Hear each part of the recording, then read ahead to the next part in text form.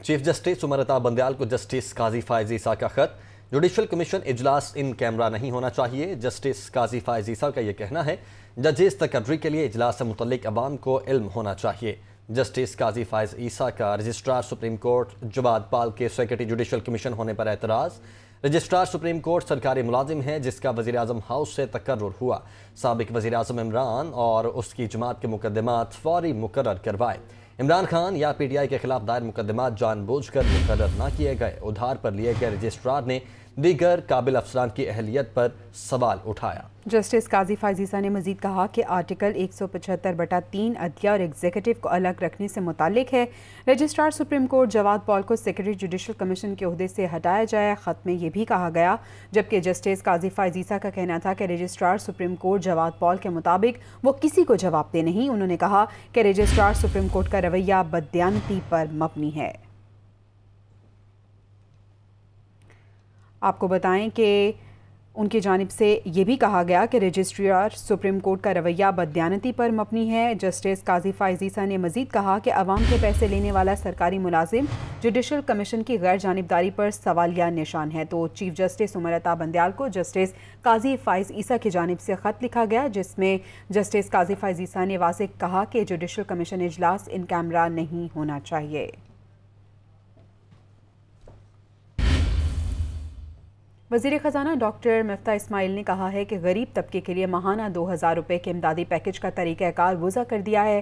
जिनकी माहाना आमदन 40,000 से कम है वो रुजू कर सकते हैं। फ़ोन नंबर पर शनाख्ती कार्ड भेज कर रजिस्टर हो सकते हैं। मज़ीद तफ़सीलात इस रिपोर्ट। वज़ीर ख़जाना के मुताबिक गरीब तबके के लिए माहाना 2000 रुपये की इमदाद मुस्तहिक़ ख़वातीन को तरजीह दी जाएगी। 786 पर तफ़सीलात SMS करना होंगी। वज़ीर आज़म सस्ता पेट्रोल सस्ते डीजल स्कीम के तहत उन्होंने ये फ़ैसला फरमाया कि 1,40,40,00,000 पाकिस्तानी घराने, जिसको अंग्रेज़ी में 14 मिलियन हाउस होल्ड्स कहते हैं, यानी कि जिसके अंदर 8,40,00,000 लोग शामिल हैं, फ़ौरी उनकी 2,000 रुपया जून के महीने में देने का ऐलान किया है, जिससे कि हुकूमत को 28 अरब रुपए का खर्चा होगा। डॉक्टर मिफ्ताह इस्माइल ने कहा कि 1 जून से पेट्रोल मजीद महंगा नहीं होगा। सऊदी से मजीद रिलीफ जुलाई में आ जाएगा। IMF से 1.5 साल में $5 अरब मिलने हैं। IMF से मुआहदे से वर्ल्ड बैंक से $1 अरब मिलेंगे। इसके बाद एशियाई तरक्याती बैंक से $2.5 अरब मिलेंगे। 26 को इतना पेट्रोल बढ़ाया है तो मुझे नहीं लगता कि इतना मुनासिब होगा कि 2-4 दिन में फिर से बढ़ा दिया जाए, तो मेरे ख्याल से शायद नहीं बढ़ेगा। वज़ारत ख़ज़ाना के ज़राए ने बताया कि पाकिस्तान और चीन के दरमियान मौशी पैकेज पर मामला तय पा गए हैं और आइंदा हफ्ते $2.5 अरब मिलने का इम्कान है।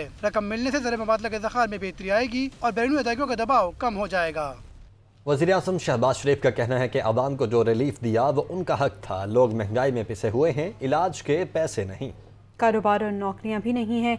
नवाज शरीफ ने एटमी धमाके किए तो किसी मुल्क के सरबराह को धमकियां नहीं दी। अच्छे अंदाज में कहा कि हमें अपने मुल्क का मफाद अजीज है। ये अवाम का हक था। अवाम महंगाई में पिसे हुए हैं, गरीब ख़ानदान बेचारे रुल गए हैं, एक वक्त की रोटी को तरसते हैं, दवाई नहीं है और इलाज के पैसे नहीं हैं, कारोबार नौकरी नहीं है और महंगाई आसमानों से बातें कर रही है। माहाना 28 अरब रुपया कौमी ख़जाने से खर्च के पाकिस्तान के इन पिसे हुए करोड़ों लोगों के लिए मैंने ये सब्सिडी दी है। इंशाअल्लाह 2,000 रुपये मांगा। नवाज शरीफ ने तमाम तरगीबात को धमकियाँ नहीं दी। किसी अपने जो पाकिस्तान दुनिया के बड़े ममालिक हैं उनके सरबराहान से कोई बहुत तल्ख़ लहजे में बात नहीं की। बड़े अच्छे अंदाज में कहा कि बहुत शुक्रिया जनाब सदर, मुझे पाकिस्तान के मफादात का तहफ़्फ़ुज़ करना है। आपके $5 अरब की जो ऑफ़र है बहुत मेहरबानी। इंशाअल्लाह हम जिंदा रहेंगे, लेकिन पाकिस्तान के दिफा के ऊपर आंच नहीं आने देंगे। बेहतरी और उनके हक़ के लिए ये बात की थी। अगर 4 साल अपना मुंह बंद रखते, अपने किराए के तर्जुमानों का मुंह बंद रखते, पाकिस्तान की आवाम की खिदमत करते, 4 साल आपको इख्तियार भी हासिल था, आपके पास हुकूमत भी थी और आपके पास हर वो ऑफिस था जिसके ज़रिए आप पाकिस्तान की आवाम को रिलीफ दे सकते। अब हर रोज़ आकर अपनी नाकामी का मातम करने से कोई फ़र्क नहीं पड़ता, क्योंकि पाकिस्तान की आवाम आज आपसे सवाल पूछती है कि जो आज आप बातें कर रहे हैं वो तमाम चीज़ें आपने 4 साल में क्यों नहीं की। क्यों आप आज 4 साल बाद दोबारा से इक़्तिदार चाहते हैं और कहते हैं कि मेरी 2/3 मेजॉरिटी ना हुई तो मैं दोबारा इलेक्शन कराऊँगा। क्यों? آپ کو تو عوام مسترد کر چکی ہے، کیونکہ نہ آپ 1 کروڑ نوکری دے سکے، نہ آپ 50 لاکھ گھر دے سکے، نہ آپ کرپشن ختم کر سکے، نہ ملک کے اندر ایک سڑک بنا سکے، ایک پلی بنا سکے، نہ کوئی ہسپتال بنا سکے، نہ کوئی یونیورسٹی بنا سکے، نہ مدینہ کی ریاست بنا سکے، تو پھر آپ کو دوبارہ اقتدار کیوں چاہیے؟ کیوں پاکستان کی عوام آپ پر اعتبار کرے؟ اور اس کے ساتھ ساتھ یہ کہنا کہ یہ ماڈل ٹاؤن کا فیصلہ ہو جاتا تو رانا ثناء اللہ صاحب اور شہباز شریف صاحب، تو آپ کی تو پنجاب میں حکومت تھی 4 سال، اگر ماڈل ٹاؤن کا فیصلہ نہیں ہوا تھا، اور by the way model town کا فیصلہ ہو چکا ہے، اور اگر آپ کو اس میں کوئی ابہام تھا یا کسی قسم کا کوئی شک تھا یا کوئی اعتراض تھا تو آپ 4 سال وزیر اعظم تھے۔ اس کے بعد آپ کے پاس بزدار صاحب جو پنجاب کے وزیر اعلیٰ تھے، کیوں نہیں آپ نے فیصلہ کروایا؟ کیوں آپ نے اس چیز کو چھوڑ دیا اور آج آپ اپنی ناکامی کا ماتم کرتے ہوئے روز ٹی وی پر آ جاتے ہیں؟ اور اس کے ساتھ ساتھ آپ یہ کہتے ہیں کہ ہم نے تو پرامن کال کا اعلان کیا تھا، تو اگر پرامن کال کا اعلان کیا تھا تو اسلحہ کیوں جمع کیا تھا؟ ڈنڈے کیوں جمع کیے تھے؟ گولیاں کیوں جمع کی تھیں؟ کیوں تشدد کیا پولیس پہ؟ کیوں گولیاں ماری پولیس کو؟ کس طرح وہ پولیس کانسٹیبل جو ہیں وہ شہید ہوئے، جن کے 5 بچے ہیں، جن کا چھوٹا بچہ 8 ماہ کا ہے؟ اگر آپ نے پرامن کی کال دی تھی تو پھر کیوں آپ نے یہ تمام چیزیں کی؟ اس کے بعد کیوں آپ کی یہ بات مان لی جاتی؟ کس طرح عوام 2014 کو بھول جاتی جب پولیس والوں کے سر پھٹے؟ ایک پولیس والا اب شہید ہوا ہے، یہ تھی آپ کی تیاری۔ آپ کی تیاری تھی پولیس والوں کے سر پھاڑنے کی، آپ کی تیاری تھی سرکاری املاک کو آگ لگانے کی، جو آپ نے کیا۔ جب سپریم کورٹ کا فیصلہ آیا، جب سپریم کورٹ نے یہ کہا کہ ایج 9 میں آپ آئیں، آپ اتنے ناکام ہیں، اتنا ناکام آپ کی تیاری تھی کہ آپ ایج 9 کے گراؤنڈ میں جلسی تک نہیں کر سکے۔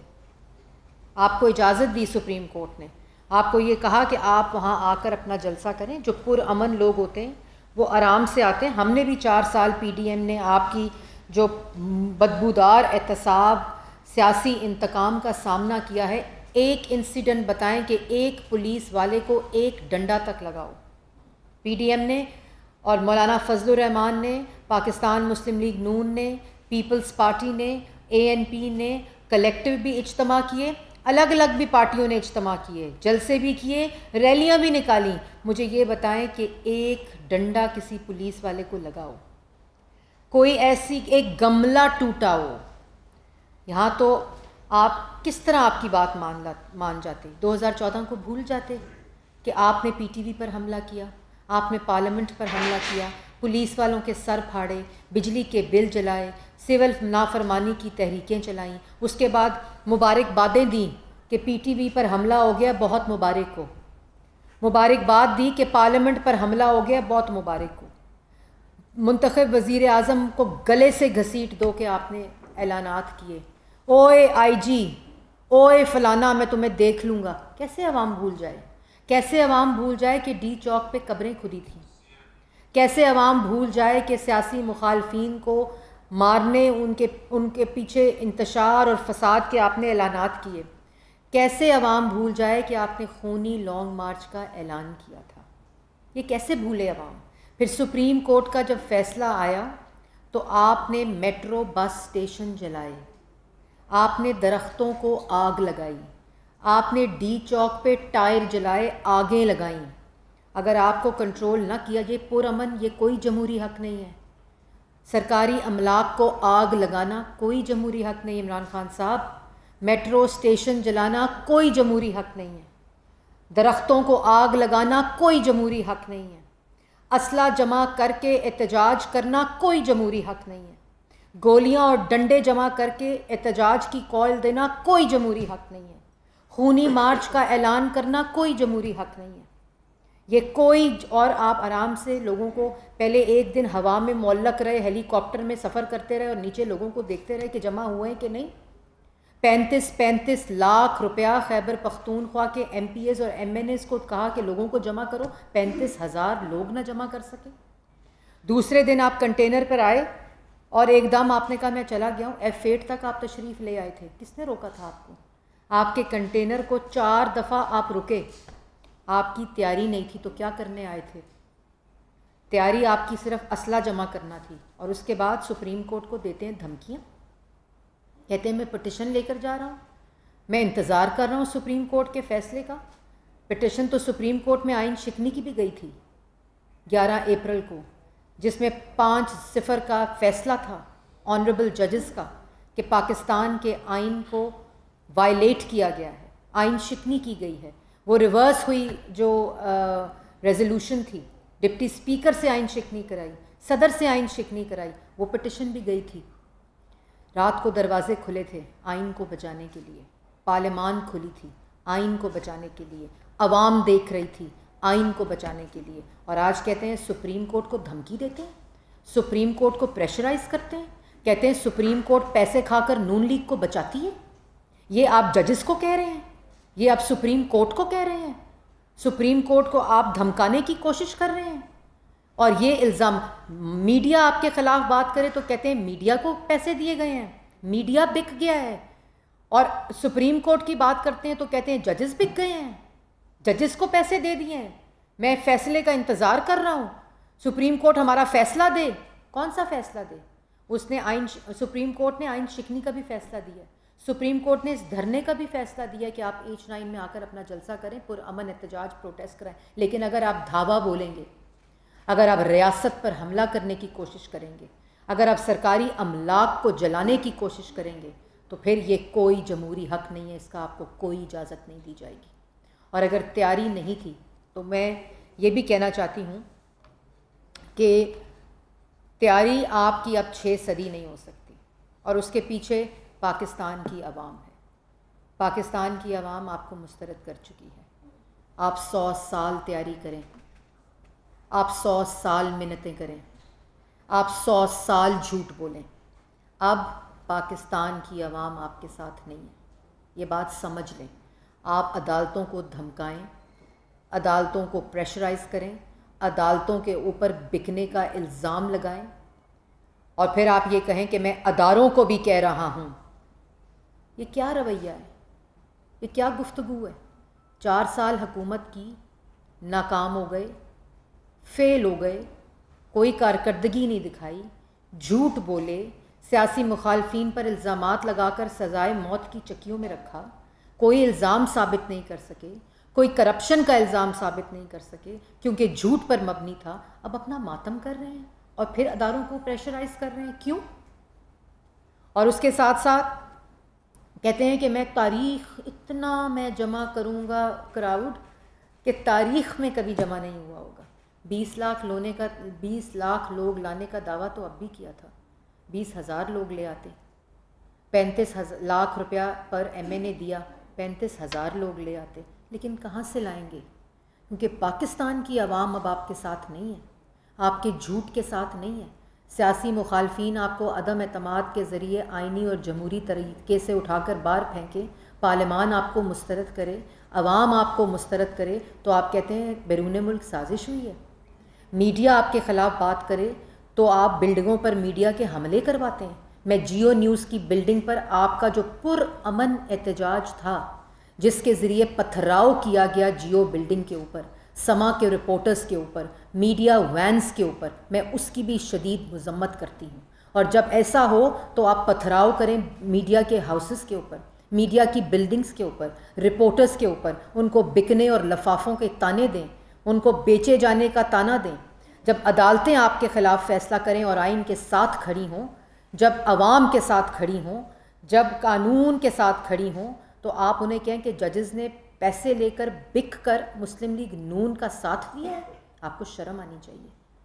اور یہ پریشرائز کر کے عدالت کو بھی آج فیصلہ کرنا ہوگا کہ اگر اس پریشر میں آ کر، اس دھمکی میں آ کر آپ پر بکے جانے کا الزام لگایا ہے عمران خان صاحب نے، ان پریشر میں آ کر آپ نے اگر کوئی ایسا فیصلہ کیا جس سے یہ تاثر بھی جائے کہ سپریم کورٹ کے اوپر ایک شخص جو ذہنی مریض ہے، جو ایک ذہنی مریض جھوٹا اور منافق شخص ہے، وہ حملہ آور ہے، وہ آئین پر حملہ آور ہے، وہ پارلیمان پر حملہ آور ہے، وہ میڈیا پر حملہ آور ہے، وہ عدلیہ پر حملہ آور ہے، وہ اداروں پر حملہ آور ہے، وہ پاکستان کی ریاست پر حملہ آور ہے، کیونکہ ہار تسلیم نہیں ہوتی۔ انا اور تکبر اور ضد اتنی ہے کہ اس کا دل کرتا ہے کہ صرف جو وہ ضد کرے وہ پوری ہو جائے۔ ایسا نہیں ہوگا۔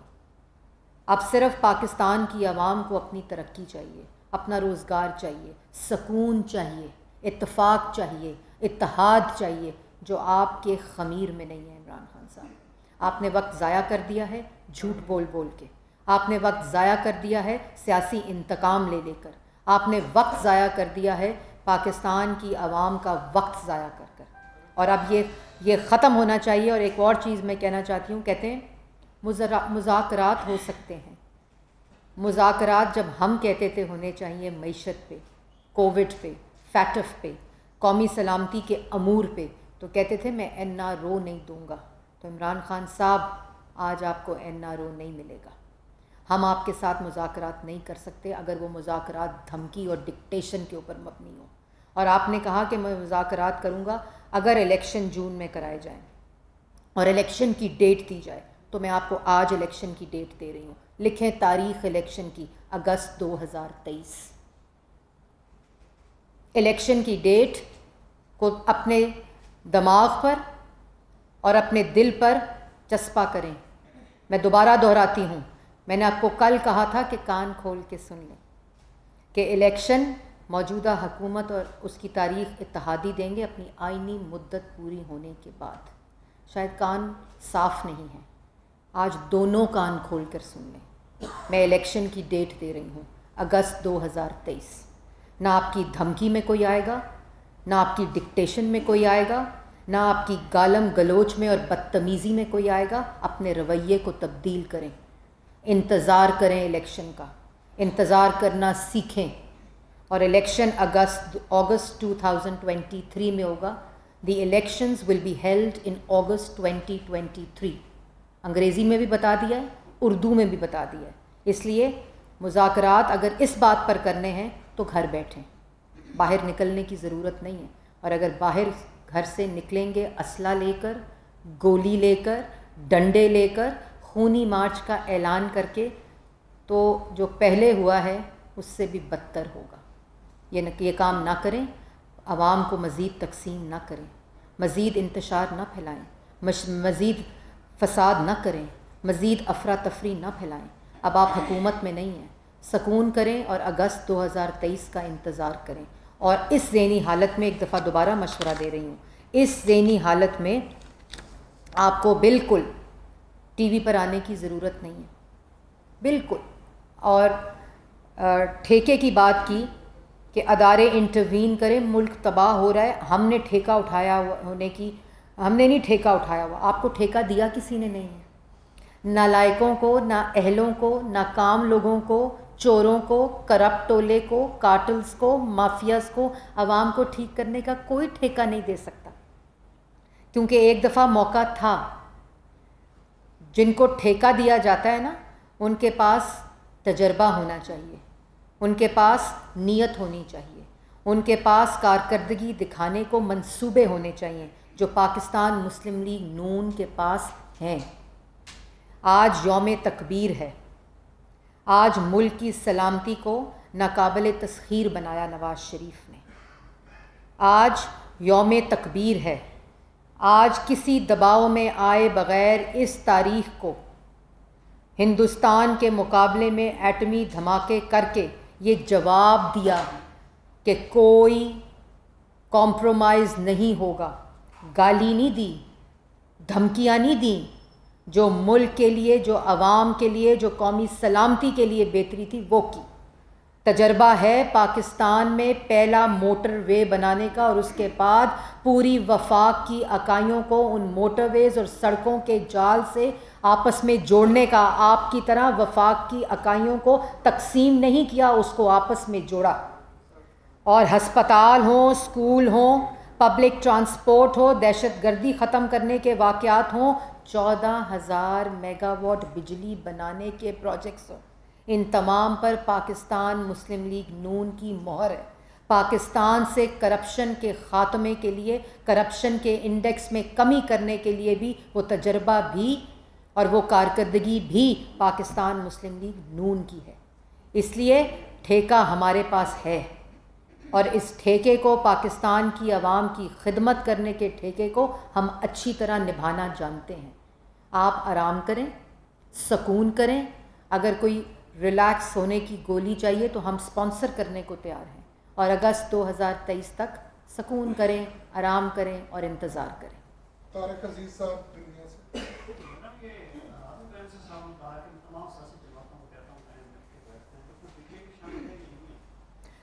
دیکھیں، رویہ بدل کر بالکل، کیونکہ آج ملک کے اوپر جو وزیر اعظم ہے، جو پاکستان کا اس وقت وزیر اعظم، اس کے اندر انا نہیں ہے، تکبر نہیں ہے، ضد نہیں ہے۔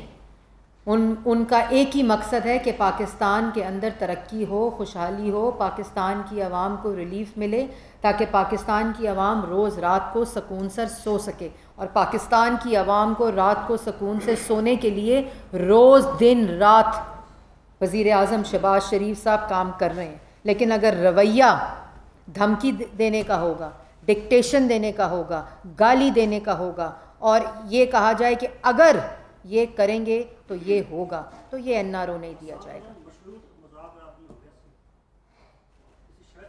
نہیں، شرط کی تو بات ہی نہیں ہے نا، اس رویے کے ساتھ نہیں ہوگی۔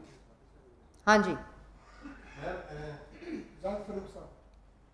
جو کرنٹ سچویشن ہے، ملک کی جو صورتحال ہے، معاشرت کی صورتحال ہے، سیاسی صورتحال ہے، ایک ڈائلاگ کی ضرور ہوتی ہے کہ ان موقع پر، اور اگر وہ ڈائلاگ کی بات کر رہے ہیں تو اس ڈائلاگ کو وسیع کرنے میں کوئی حرج ہے کہ سب مل بیٹھیں اور ڈائلاگ کریں، تاکہ ملک کے جو مسائل ہیں وہ مل بیٹھ کر حل ہو۔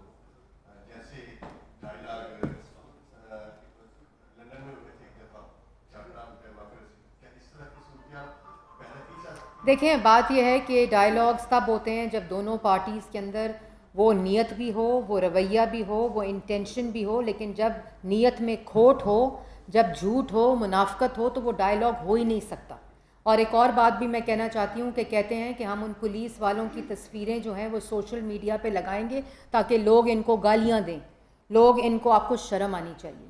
پولیس فورس وہ فرنٹ لائنرز ہیں، وہ سولجرز ہیں جو پاکستان کے لوگوں کی، عوام کی حفاظت کے لیے فرنٹ لائن پر کھڑے ہوتے ہیں، اور پولیس والے جو ہیں وہ ہمارے سر کا تاج ہیں۔ اور میں یہ بھی کہنا چاہتی ہوں کہ اگر سوشل میڈیا کے اوپر کسی طرح بھی پولیس کے خلاف کوئی مہم چلائی گئی تو اس کے بعد جو اظہار رائے ہے، جس کو استعمال کر کے آپ اس قسم کی آرگنائزڈ کیمپین کریں گے تو اس کے نتائج آپ کو بھگتنا پڑیں گے۔ پولیس اور لا انفورسمنٹ ایجنسیز جنہوں نے اس جتھے کو، مسلح ٹولے کو، پاکستان کی عوام کو ان کے شر سے بچایا، تو ان کے خلاف کسی قسم کی کوئی اگر مہم ہوئی، میں دوبارہ ری ایٹریٹ کرنا چاہتی ہوں، دہرانا چاہتی ہوں، اس کے اوپر کوئی بھی زیرو ٹالرنس ہے۔ میں پی ٹی اے کو بھی اور وزارت داخلہ کو بھی، ایف آئی اے، کیونکہ جو وزیر داخلہ ہیں رانا ثناء اللہ صاحب، جو سمجھ آ گئی ہوگی کہ اب وزیر اعلیٰ رانا ثناء اللہ صاحب ہیں، وزیر داخلہ، انٹیریئر منسٹر، تو ان کو بھی، اس پہ بھی انہوں نے بھی یہ پوری طرح سے ہدایت دی ہوئی ہے کہ کسی قسم کی اس طرح کی جو کیمپین ہے وہ نہیں ہونی چاہیے۔ دوسری بات کہ کہتے ہیں بھیڑ بکریاں سمجھ رکھا تھا ہمیں، بھیڑ بکریاں تو آپ نے سمجھ رکھا ہے عوام کو، کہ آپ جھوٹ بولیں گے، مہنگائی کریں گے، بے روزگاری کریں گے، ان کو بھوکا کریں گے، ان کو غریب کریں گے، ان کو 1 کروڑ نوکری کا جھانسا دیں گے، ان سے دوائی چھین لیں گے، گھر کا کرایہ دینے کے پیسے چھین لیں گے، کاروبار چھین لیں گے، کسان سے اس کا کاروبار چھین لیں گے، تو آپ کا وہ، آپ کے اوپر وہ اعتبار کریں گے؟ یہ پاکستان کی عوام ہے، بھیڑ بکریاں نہیں ہیں۔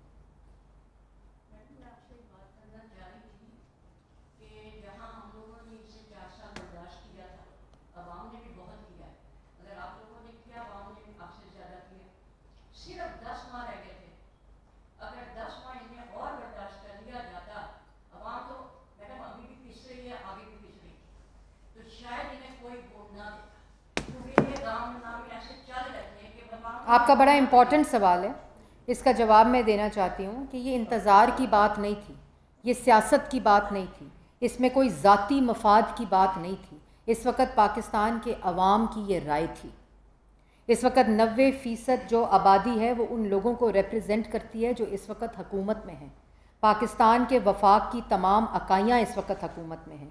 یہ ان کی رائے تھی کہ اس وقت جو حکومت ہے اس وقت عمران خان صاحب کی، وہ ان سے ان کی روٹی چھین رہی ہے، ان سے ان کا روزگار چھین رہی ہے، ملک کی ترقی چھین رہی ہے، کرپشن دونوں ہاتھوں سے عوام کو لوٹا جا رہا ہے، کارٹلز اور مافیاز کی حکومت ہے، تو اب پارلیمنٹ کو بلڈوز کیا جا رہا ہے۔ تو یہ جو عدم اعتماد ہے یہ آئینی طریقہ ہے۔ 75 سال میں پہلی دفعہ، جیسے شہباز شریف صاحب نے کہا کہ دروازے پھلانگے نہیں گئے، دروازے کھولے گئے ہیں، تو یہ وہ فرق ہے اور یہ پاکستان کے عوام کی مرضی اور رائے ہے جس کے آگے پوری پارلیمان اور سیاسی جماعتیں اس کی تابع ہیں۔